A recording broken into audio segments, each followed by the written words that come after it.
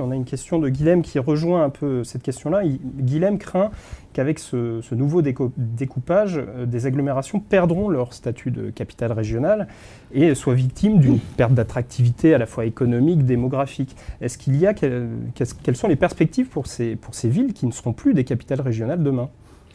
Moi, j'arrive de Marseille, par exemple, où là, il n'y a pas de question parce que la région ne bouge pas. Ce que j'ai redit aux Marseillais, créons une grande métropole avec Marseille-Provence. On garde des identités, on garde nos villes. Il ne faut pas confondre les institutions et la géographie, l'histoire.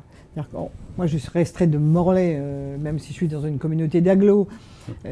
Il faudra qu'on travaille bien sur cette notion de capitale régionale. Et c'est pourquoi, en amont, pour préparer les choses, parce qu'il faut toujours avoir une histoire dans la tête quand on commence, on a déterminé des métropoles qui sont des métropoles définitivement métropoles.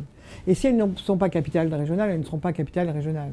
On a un cas spécifique, par exemple Montpellier. Voilà une ville qu'il faut soutenir. On a pris un texte spécifique, c'est peut-être pas suffisant. Pourquoi il faut le soutenir? Pour Montpellier d'abord, et son rayonnement, mais aussi parce que vous avez un axe qui est en train de se dessiner, que le Premier ministre rappelait récemment parce qu'il est catalan d'origine.